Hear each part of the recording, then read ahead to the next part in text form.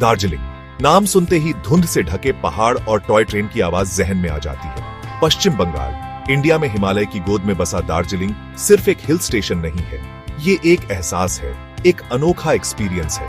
पहाड़ों की रानी कहा जाने वाला दार्जिलिंग अपने लुभावने नजारों, खुशबूदार चाय और अलग अलग कल्चर्स के मेल के लिए फेमस है। इस टाउन का असली जादू है कि ये आपको पुराने जमाने में ले जाता है, जहां समय धीरे चलता है और हवा में पुरानी यादों की खुशबू होती है। दार्जिलिंग बहुत लोगों के दिल में एक खास जगह रखता है। कुछ लोगों के लिए ये गर्मी से बचने की जगह है, दूसरों के लिए दुनिया की तीसरी सबसे ऊंची छोटी कंचनजंगा के दर्शन करने की एक यात्रा, और कई लोगों के लिए दार्जिलिंग बस कुदरत की खूबसूरती में खो जाने और जिंदगी की छोटी छोटी खुशियों को फिर से ढूंढने की जगह है। दार्जिलिंग पूर्वी हिमालय में 6,700 फीट की ऊंचाई पर बसा है।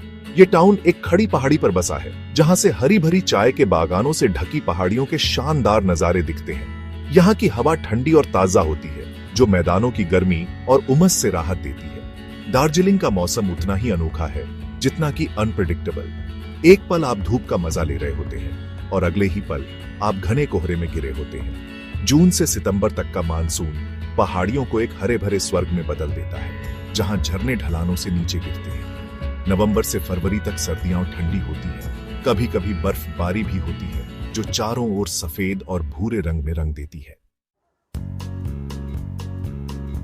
दार्जिलिंग का इतिहास भी उतना ही दिलचस्प है जितना कि इसका नजारा। यह शहर पहले सिक्किम का हिस्सा था, लेकिन 19वीं सदी में इसे ब्रिटिश ईस्ट इंडिया कंपनी को लीज पर दे दिया गया था।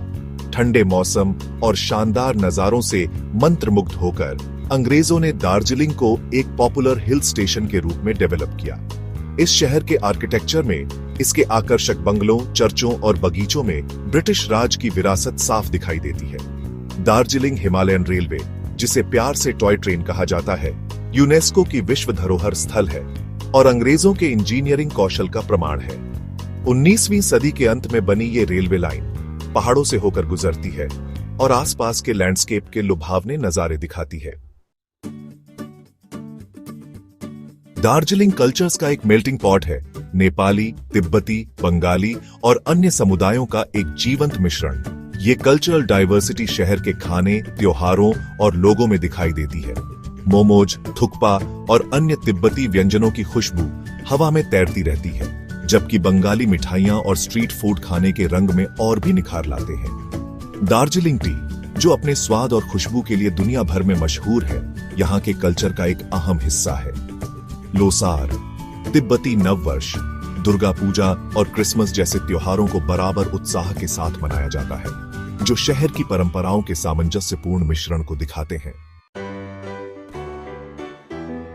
सेक्शन 5, दार्जिलिंग चाय की खुशबू।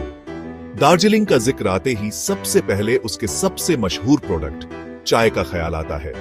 दार्जिलिंग के आसपास की पहाड़ियां हरी भरी चाय के बागानों से ढकी हैं, जहां दुनिया की सबसे बेहतरीन चाय उगाई जाती है। ठंडा, नम मौसम और ज्यादा ऊंचाई दार्जिलिंग चाय के अनोखे स्वाद और खुशबू का कारण है। चाय के बागान जाना अपने आप में एक अलग एक्सपीरियंस है। कोमल पत्तियों को तोड़ने से लेकर आखिरी सुखाने और पैकिंग तक चाय बनाने की प्रक्रिया को देखना बहुत दिलचस्प होता है। ताजी बनी दार्जिलिंग चाय की एक चुस्की लेना पहाड़ियों की खुशबू से महकते हुए एक ऐसा एक्सपीरियंस है जिसे मिस नहीं करना चाहिए। सेक्शन 6, हिल स्टेशन एक्सप्लोर करना। दार्जिलिंग हर तरह के ट्रेवलर के लिए बहुत कुछ ऑफर करता है। Nature lovers Himalayan zoological park की खूबसूरती में खो सकते हैं, जहां स्नो लेपर्ड और रेड पांडा सहित कई तरह के जानवर रहते हैं। Padmaja Naidu Himalayan zoological park अपने संरक्षण प्रयासों, खासकर लुप्तप्राय स्नो लेपर्ड के लिए जाना जाता है। दार्जिलिंग रोपवे की सवारी चाय के बागानों और आसपास की पहाड़ियों के लुभावने नजारे दिखाती है। हिस्ट्री में इंटरेस्ट रखने वाले लोग तिब्बती रेफ्यूजी सेल्फ हेल्प सेंटर जा सकते हैं, जहां तिब्बती कल्चर और हिस्ट्री की झलक मिलती है। टाउन स्क्वायर, चौरास्ता जाना बिल्कुल जरूरी है, जहां आप लोकल माहौल का आनंद ले सकते हैं और गर्मा गर्म दार्जिलिंग चाय पी सकते हैं। सेक्शन 7, शिक्षा के केंद्र। दार्जिलिंग सिर्फ एक टूरिस्ट डेस्टिनेशन ही नहीं, बल्कि एक महत्वपूर्ण एजुकेशनल हब भी है। ये शहर कई मशहूर बोर्डिंग स्कूलों का घर है जो ब्रिटिश जमाने में स्थापित किए गए थे और आज भी देश विदेश के स्टूडेंट्स को आकर्षित करते हैं। होलिस्टिक एजुकेशन और खूबसूरत लोकेशन पर जोर देने वाले इन संस्थानों ने कई पीढ़ियों के विद्वानों, प्रोफेशनल्स और नेताओं को तैयार किया है। ये स्कूल शहर के सामाजिक और सांस्कृतिक ताने बाने में एक अहम भूमिका निभाते हैं और इसके अनोखे चरित्र में योगदान करते हैं। सेक्शन 8 पहाड़ों पर साए। अपनी खूबसूरती के बावजूद दार्जिलिंग को कई चुनौतियों का सामना करना पड़ता है। बिना प्लानिंग के कंस्ट्रक्शन और टूरिज्म की वजह से पर्यावरण को नुकसान एक बढ़ती हुई चिंता है। जंगलों की कटाई और प्रदूषण से हिमालय का नाजुक इकोसिस्टम खतरे में है। राजनीतिक अस्थिरता और जातीय तनाव ने भी इस क्षेत्र पर साया डाला है।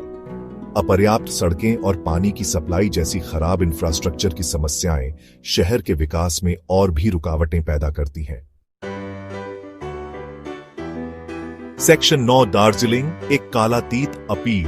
नेचर, कल्चर और हिस्ट्री के अपने मनमोहक मिश्रण के साथ दार्जिलिंग आज भी लोगों को अपनी ओर खींचता है। इस शहर का टाइमलेस चार्म आपको एक ऐसे सिंपल समय में ले जाता है जहां हवा ताजा है, नजारे लुभावने हैं और जिंदगी की रफ्तार सुकून देने वाली है। हालांकि चुनौतियां अभी भी हैं, लेकिन दार्जिलिंग की स्पिरिट, इसके लोग और इसकी खूबसूरती एक उज्जवल भविष्य की उम्मीद देती है। दार्जिलिंग की यात्रा एक ऐसा एक्सपीरियंस है जो आपको यहां से जाने के बाद भी लंबे समय तक याद रहता है, जो आपको जिंदगी की छोटी छोटी खुशियों और कुदरत की लुभावनी खूबसूरती की याद दिलाता है।